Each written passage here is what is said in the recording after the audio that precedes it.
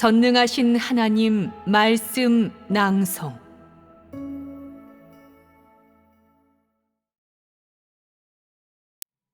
성육신 하나님과 쓰임받는 사람의 본질적 차이.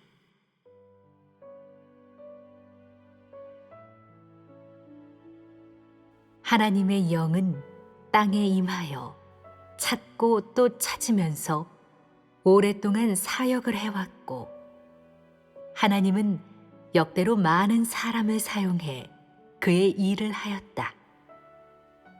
하지만 하나님의 영은 끝내 합당한 안식처를 찾지 못하였다. 그리하여 하나님은 각기 다른 사람을 통해 그의 사역을 이어갔다. 결론적으로 전부 사람을 통해 일을 한 것이다. 다시 말해 오랜 세월 동안 하나님은 사역을 멈춘 적이 없이 계속 사람에게 전개하였고, 오늘날까지 계속 사역해왔다. 하나님이 그토록 많은 말씀을 하고 그토록 많은 사역을 했음에도 불구하고 사람이 여전히 하나님에 대해 알지 못하는 이유는 하나님이 사람들 앞에 현현한 적이 없고 또한 형태와 모양이 없기 때문이다. 그러므로 하나님은 모든 사람이 실제 하나님의 실제 의의를 알게 하는 이 사역을 이루어야 한다. 이를 위해서는 하나님의 영이 실제로 사람들 앞에 현현하고 사람들 가운데서 사역할 수밖에 없다. 다시 말해 하나님의 영이 뼈와 살, 형태와 모양이 있는 모습을 갖추고 사람들 가운데 다니며 사람들과 함께 생활하면서 사람에게 숨었다 나타나기를 반복해야 하나님에 대한 사람의 인식이 깊어질 수 있다. 하나님은 육신에만 거한다면 사역을 완벽하게 할 수 없다. 육신으로는 일부분 사역을 하고 육신을 입은 사람이 해야 할 직분을 이행한다. 예수처럼 정상 인성으로 일부분 사역을 하며 해야 할 일을 마치고 나면 육신을 벗어나 육신의 형상을 지니고 영계에서 사역하는 것이다.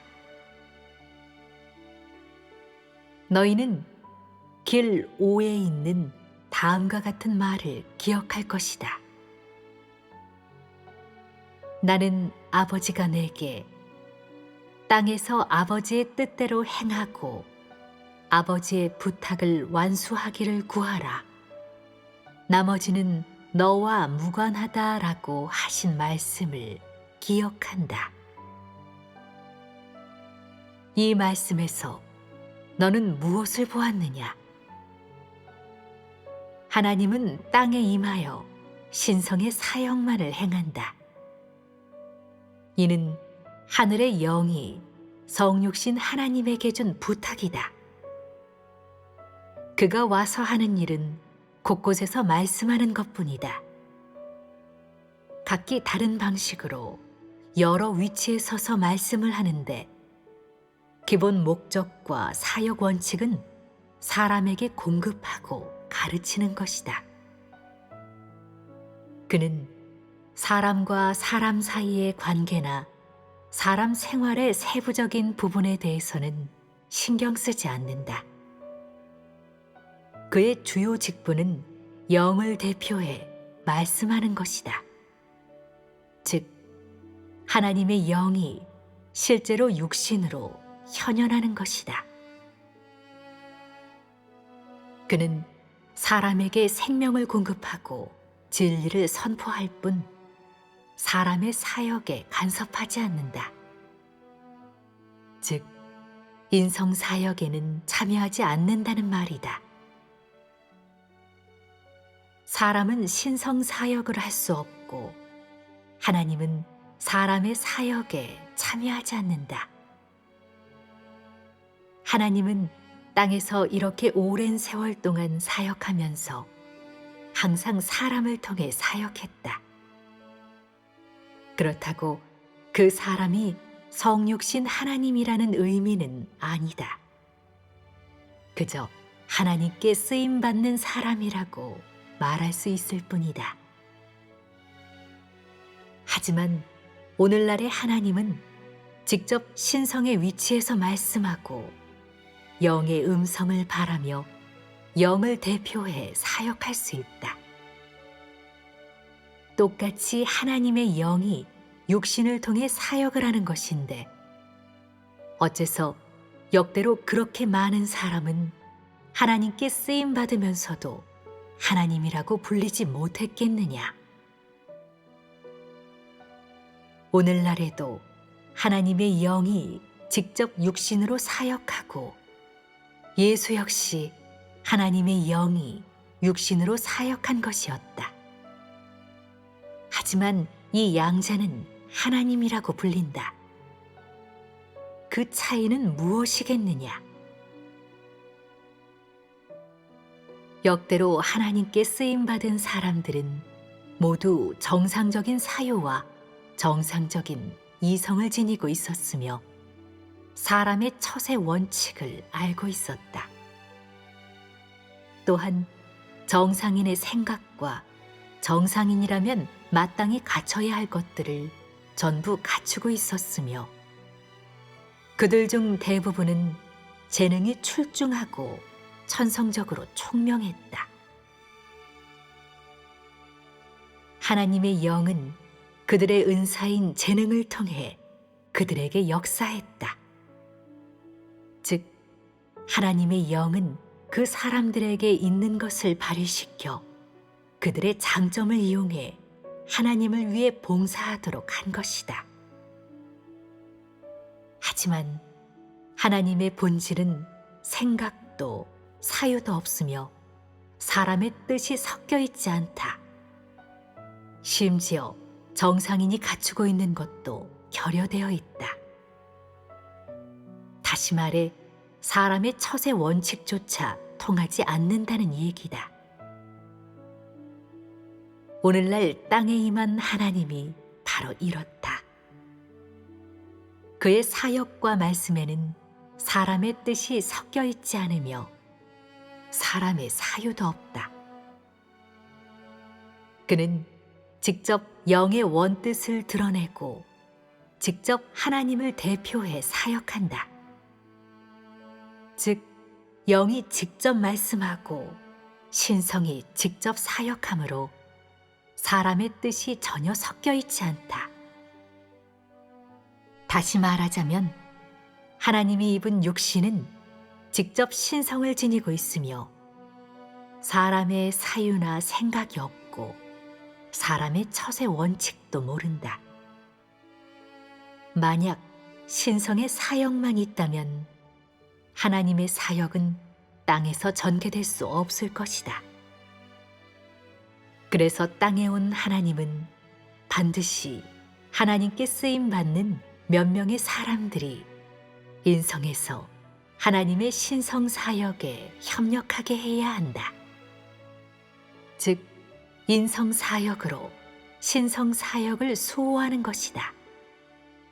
이렇게 하지 않으면 사람은 신성의 사역을 직접 접할 수 없다. 예수와 몇몇 제자들처럼 말이다. 예수는 세상에 있을 때 낡은 율법을 폐하고 새로운 계명을 정했으며 수많은 말씀을 했다. 그 사역들은 모두 신성으로 행한 것이었다. 반면 베드로, 바울, 요한 등이 후에 한 사역은 모두 예수가 한 말씀의 기초 위에서 행한 것이었다. 다시 말해 그 시대의 하나님은 시작 사역을 하여 은혜 시대를 이끌기 시작하였다. 즉, 새 시대를 인도하고 옛 시대를 폐했으며 하나님은 시작과 끝이라는 말씀을 이루었다. 다시 말하자면 사람은 반드시 신성 사역의 기초 위에서 사람의 사역을 해야 한다는 뜻이다. 예수는 땅에서 그가 해야 할 말씀을 다하고 그의 사역을 완성한 후 사람들을 떠났다. 그 후에 사람의 모든 사역은 전부 그의 말씀을 원칙으로 하고 그가 말씀한 진리에 따라 실행한 것이었다. 그들은 모두 예수를 위해 사역한 사람들이었다. 만약 예수만 사역했다면 그가 아무리 많은 말씀을 했어도 사람은 접할 수 없었을 것이다. 그는 신성으로 사역하기에 신성의 말씀만 할 수 있지 일반 사람들이 깨닫도록 해석해 줄 수는 없기 때문이다. 그래서 그 뒤에 사도나 선지자들을 통해 이후의 사역을 보충해야 했던 것이다. 성육신 하나님의 사역이 갖고 있는 원칙은 바로 하나님이 입은 육신을 통해 말씀하고 사역하여 신성 사역을 완성한 후 하나님의 뜻에 맞는 몇 명 또는 더 많은 사람을 통해 하나님의 사역을 보충하는 것이다. 즉, 하나님의 뜻에 맞는 사람을 통해 인성으로 양육하고 목양하여 모든 사람에게 진리가 있도록 하는 것이다. 만약 하나님이 육신으로 와서 신성의 사역만을 하고 하나님 뜻에 맞는 몇 명의 사람들이 그와 협력하지 않는다면 사람은 하나님의 뜻을 깨닫지 못할 것이며 하나님을 접하지도 못할 것이다. 하나님의 뜻에 맞는 정상인을 통해 이 사역이 완전해지게 하고 많은 교회를 돌보고 목양하게 해야만 사람의 사유와 머리로 상상할 수 있는 정도에 이를 수 있다. 다시 말해 하나님의 뜻에 맞는 몇 명의 사람을 통해 하나님이 신성으로 하는 사역을 번역하여 풀어주는 것이다. 즉, 신적 언어를 인간적인 언어로 바꿔 사람들이 이해하고 깨달을 수 있게 하는 것이다. 이렇게 하지 않으면 사람은 하나님이 신성으로 하는 말씀을 알아들을 수 없다.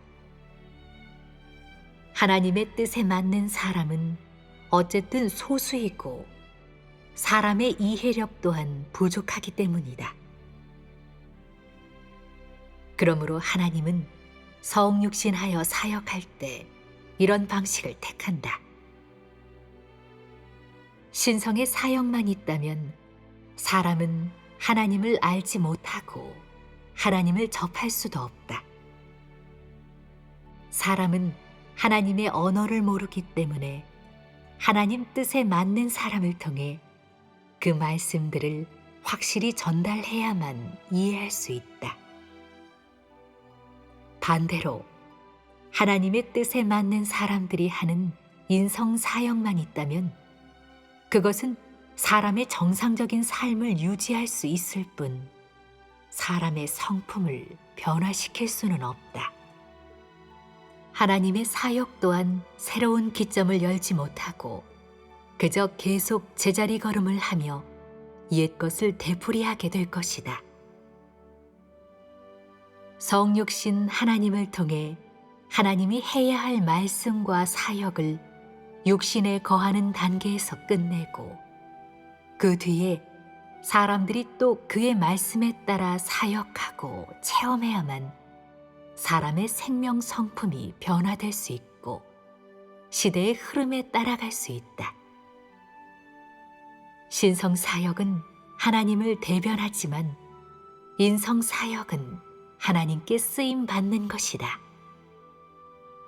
즉, 성육신 하나님과 하나님께 쓰임 받는 사람은 본질적으로 다르다는 말이다. 성육신 하나님은 신성의 사역을 할 수 있지만 하나님께 쓰임받는 사람은 신성 사역을 할 수 없다. 각 시대가 시작될 때마다 하나님의 영은 친히 말씀을 하여 새로운 시대를 시작하고 사람을 새로운 기점으로 인도한다. 그의 말씀이 끝나면 하나님이 신성으로 하는 사역도 끝난 것이다. 그 다음부터 모든 사람은 하나님께 쓰임받는 사람의 인도에 따라 생명 체험에 진입하게 된다. 마찬가지로 이 단계에서도 하나님이 사람을 새로운 시대로 인도하여 사람에게 새로운 기점을 열어준다. 이때가 되면 육신으로 행하는 하나님의 사역도 끝난다. 하나님은 땅에 와서 그의 정상 인성을 온전케 하는 것이 아니다. 땅에 온 하나님은 정상 인성의 사역을 하는 것이 아니라 정상 인성에서 신성의 사역을 할 뿐이다. 하나님이 말하는 정상 인성이란 사람이 생각하는 정상 인성과 다르다. 사람의 해석에 따르면 정상 인성은 아내와 남편, 자녀 등이 있는 것을 말하며 이것으로 정상인이라는 것을 증명한다. 하지만 하나님은 그렇게 생각하지 않는다. 그가 생각하는 정상인성이란 정상인의 생각과 정상인의 생활이 있고 정상인에게서 태어난 것을 말한다. 하지만 그 정상의 범주에 사람들이 말하는 아내와 남편, 자녀가 있는 것 등은 포함되지 않는다. 사람이 볼 때 하나님이 말씀하는 정상인성은 인성이 없고 감정이 없다시피 하며 마치 육신에 필요한 것은 없는 것처럼 보일 수도 있다. 정상인의 외형을 갖추고 정상인의 모습을 지녔지만 본질적으로는 정상인에게 있어야 할 것들을 완전히 갖추지 않았던 예수처럼 말이다.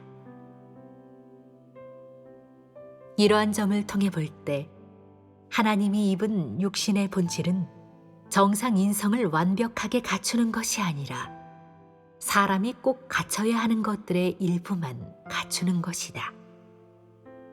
이는 정상인의 생활 법칙과 정상인의 이성을 유지하기 위해서이다. 하지만 이러한 것들은 사람이 생각하는 정상인성과는 전혀 관계가 없으며 하나님이 입은 육신이 갖춰야 할 것들이다. 혹자는 성육신 하나님께 아내와 자녀, 가정이 있어야 정상인성을 갖춘 것이라고 말하며 심지어 그러한 것들이 없으면 정상적인 사람이 아니라고까지 말한다. 그렇다면 너에게 묻겠다. 하나님께 아내가 있겠느냐? 하나님께 남편이 있겠느냐? 하나님께 자녀가 있겠느냐? 이것은 황당무계한 논리가 아니냐?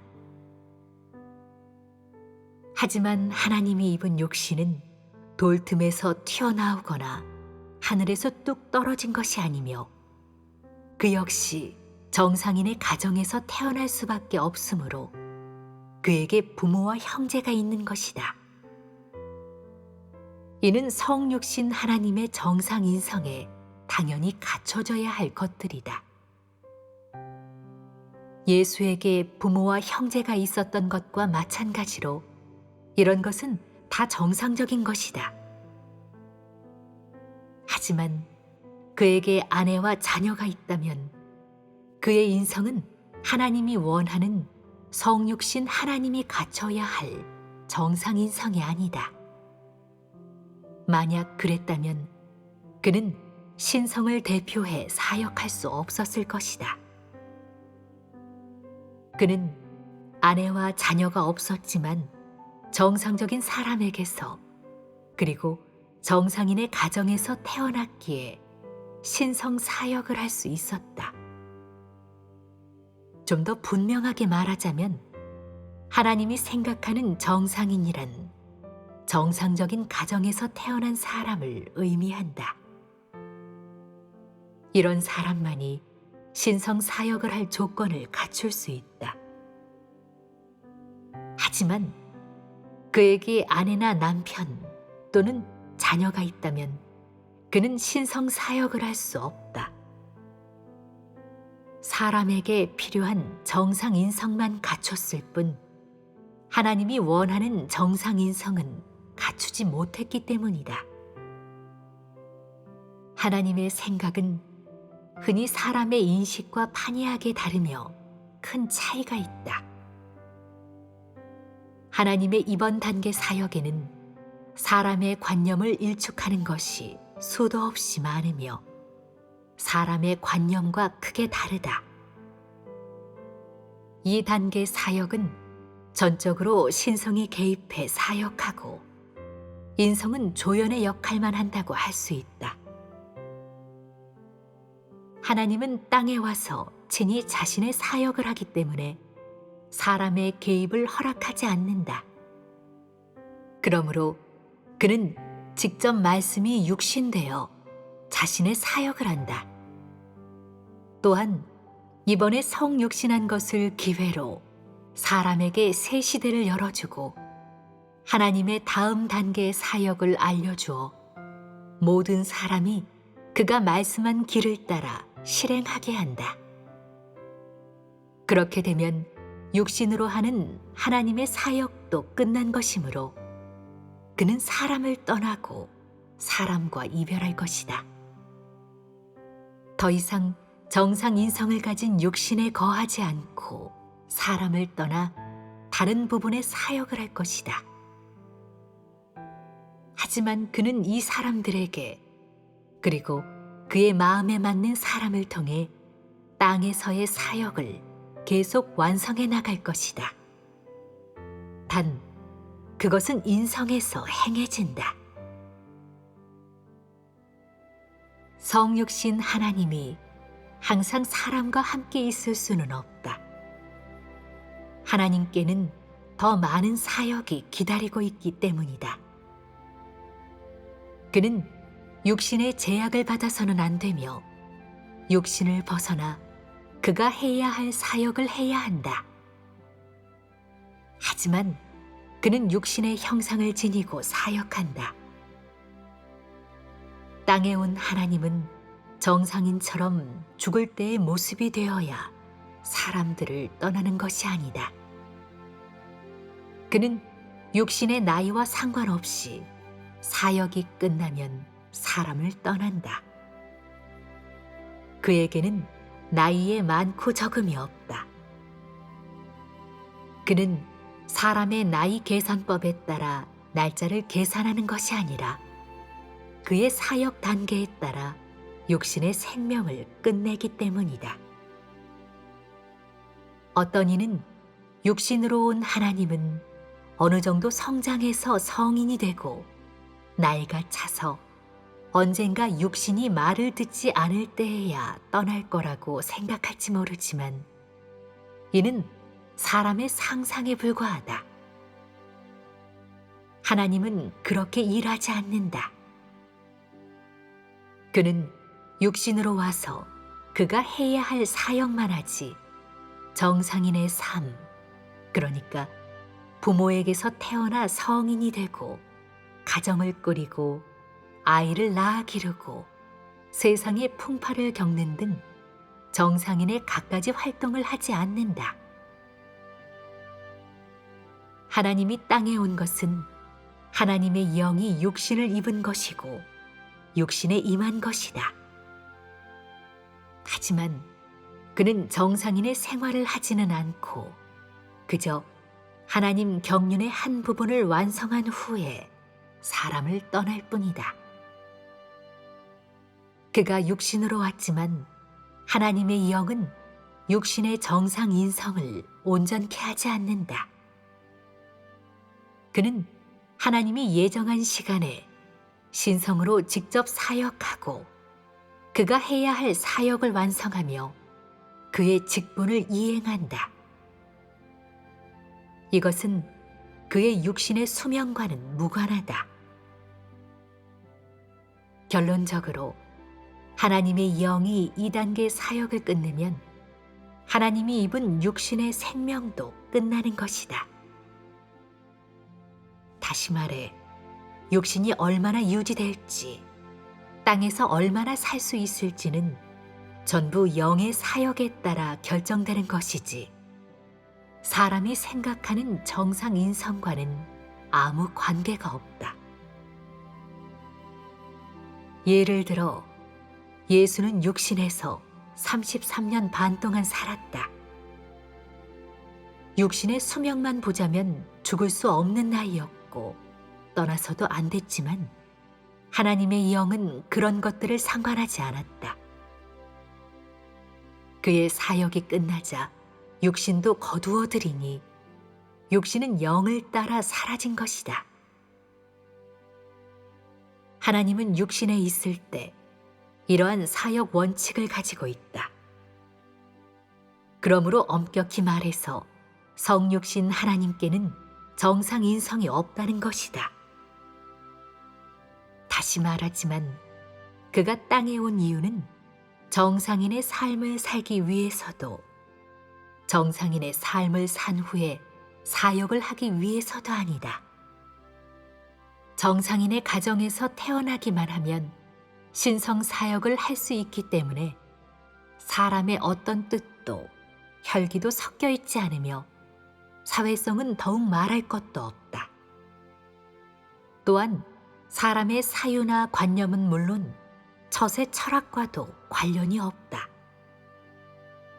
이것이 바로 성육신 하나님이 하려는 사역이자 성육신의 실제 의의이다.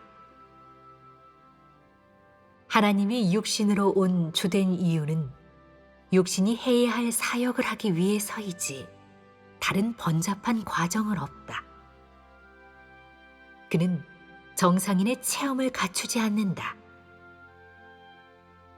하나님이 입은 육신으로 해야 하는 사역에는 정상인의 체험이 포함되어 있지 않다. 그러므로 하나님이 육신으로 온 것은 육신이 해야 할 사역을 완성하기 위해서이며 나머지는 그와 무관하다고 하는 것이다. 그는 그렇게 번잡한 과정을 겪지 않는다. 그의 사역이 끝나면 그가 성육신한 의의도 따라서 없어지게 된다. 이 단계의 사역이 끝나면 그가 육신으로 해야 할 사역이 끝나고 육신의 직분은 전부 이행된 것이다. 하지만 그는 언제까지나 육신에 거하며 사역할 수는 없다. 그가 다른 곳으로 가서 사역해야 하므로 그때는 육신에서 벗어나게 된다. 이렇게 해야 그의 사역이 전면적으로 행해질 수 있고 더 잘 전개될 수 있다. 하나님은 자신의 원래의 계획에 따라 사역한다. 어떤 사역을 해야 하고 어떤 사역을 끝냈는지 그는 손금 보듯 훤하게 꿰뚫고 있다. 하나님은 모든 사람을 그가 예정한 길로 인도하므로 아무도 도망갈 수 없다. 오직 하나님 영의 인도를 따르는 사람만이 안식에 들어갈 수 있다. 어쩌면 이후의 사역에서는 하나님이 육신으로 말씀하여 사람을 인도하는 것이 아니라 형상이 있는 영이 사람의 삶을 인도할 수도 있다. 그렇게 해야만 사람이 실제적으로 하나님을 만지고 볼 수 있으며 하나님이 요구하는 실제에 더 잘 진입하여 실제 하나님께 온전케 될 수 있다. 이것이 바로 하나님이 이룰 사역이자 그가 오래전부터 계획해 놓은 것이니 너희는 여기에서 너희가 가야 할 길을 봐야 할 것이다.